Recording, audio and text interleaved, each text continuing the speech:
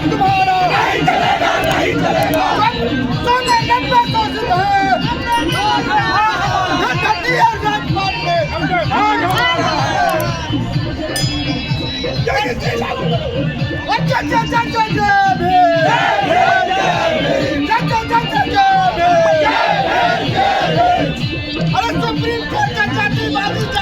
पीछे चले जाए अपने अपने झंडा के साथ। जो भी साथी आए हुए हैं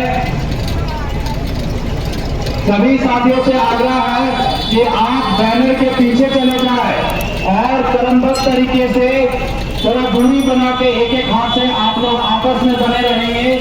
बैनर में फंडामेंटल राइट, लेकिन फंडामेंटल राइट को ध्वस्त करने सुप्रीम कोर्ट का पहला काम है फंडामेंटल राइट को आप सही तरीके से लागू करवाना होता, ना कि कानून में आप छेड़छाड़ कर नहीं सकते। लेकिन उसके भी ऊपर काम कर रहा है। इसका मतलब है कि या तो पूरा उसको पर खाना है। बैठे हुए जज मैं मानता हूँ, पढ़ा लिखा नहीं गधे, पढ़े हुए जज नहीं तो गधे जज। वो समझ लेना लिखना चाहिए। उनको लगता है कि हम समाज माफ करने का माफ करने वाला नहीं। आज से कुछ दिन पहले जो साल 2019 की बात है, जब EWS कानून आया था 7 जनवरी को, वो 7 दिन के अंदर में जो है वो लागू हो गया था। पहले ही बताए ना, कार्ड पालिका न्यायपीठिका बैठे हुए सारे ब्राह्मण हैं, तो ब्राह्मण के ही तो निर्णय लेगा। मनोवादी सोच के लोग हैं, सिस्टम तो उसके लिए बना, बहुजन समाज का सिस्टम नहीं बना। इसकी लड़ाई लड़ना होगा।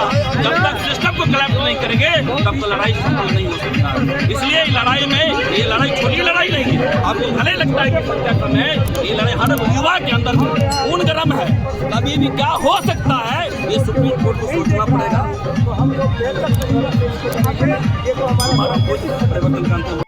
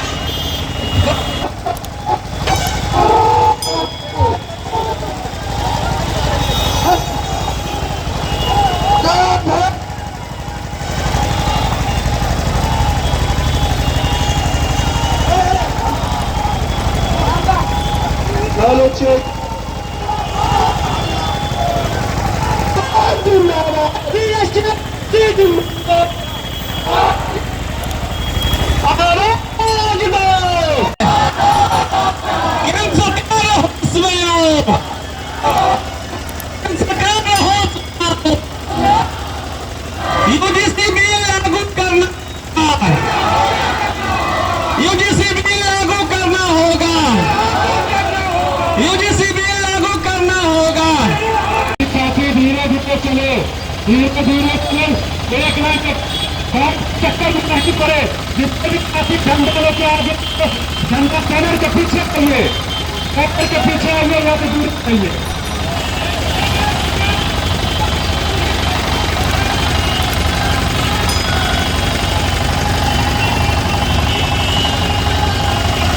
धीरे धीरे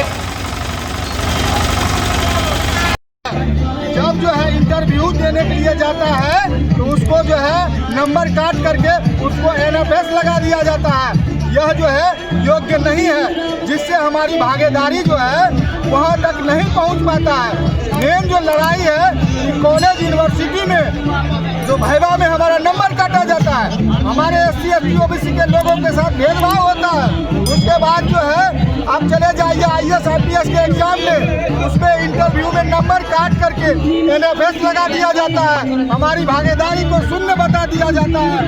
80% जो है सीट OBC समाज को जो है खाली रिक्त पड़ा हुआ है प्रोफेसर में।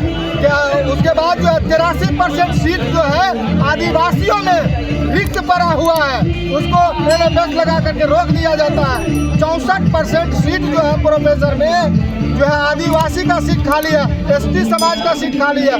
यह NFS लगा करके द्रोणाचार्य के द्वारा जो संस्थानिक हत्या और संस्थानिक रूप से भेदभाव करके भविष्य चौपट करने का जो काम करता है, उसके लिए सुप्रीम कोर्ट ने भारत सरकार को यह आदेश दिया कि कॉलेज में, यूनिवर्सिटी में जो भेदभाव हो रहा है उसके लिए कोई कानून बनाइए।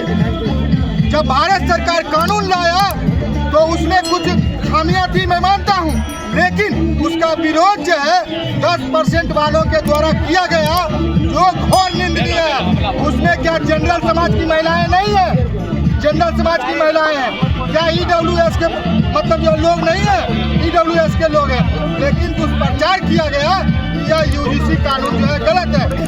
आपको बताया जाता है कि आरक्षण जो है देश के लिए खतरा है, भविष्य बर्बाद करता है। मैं पूछना चाहता हूँ, जो मेडिकल के छात्र होते हैं या मेडिकल के जो छात्रा होते हैं, आप डोनेशन पर जाते हैं, 0 नंबर लाते हैं, 0 नंबर ला करके आप डोनेशन पर एडमिशन लेते हैं, तब तो आप नहीं कहते हैं कि योग्यता कहाँ गया। उस वक्त बोलना चाहिए था। सरकार जो नियम लाता है वो कहीं ना कहीं जो है SC ST OBC के खिलाफ लाता है। अगर UGC लाया है हम लोगों के हक में तो उसे देश में लागू होना चाहिए। जय भीम, नमो बुद्ध। मोदी जी जो ये योजना लाए कहीं ना कहीं ये आप लोग के पक्ष में लाए। नहीं, देखिए, ये सभी भारतीयों के पक्ष में है, ऐसा बात नहीं है। उसमें SC ST OBC है और जनरल समाज की महिलाएं भी है। क्या जनरल समाज की महिलाओं के साथ भेदभाव नहीं होता है? होता है कि नहीं होता है? कॉलेज यूनिवर्सिटी बिल्कुल में होता है, होता है ना। बिल्कुल होता है। अगर कोई लड़की पढ़ने के लिए जाता है तो उसे तंग किया जाता है, तो क्या उस पर कानून ये लागू नहीं होगा? बिल्कुल होगा। जब लागू होगा तो ये जो विरोध करने वाले लोग हैं उनको जो है सरकार से अगर मांग करनी थी कि उसमें सुधार कीजिए, लेकिन उन लोगों ने UGC कानून को काला कानून बताया। इसको लेकर के हम लोग रोष प्रदर्शन कर रहे हैं और ये कानून जो है लागू करना पड़ेगा। ना हमारी मीडिया में भागीदारी है, ना हमारी सुप्रीम कोर्ट में, हाई कोर्ट में भागीदारी है। हमें हर जगह भागीदारी चाहिए। जय भीम, नमो बुद्ध।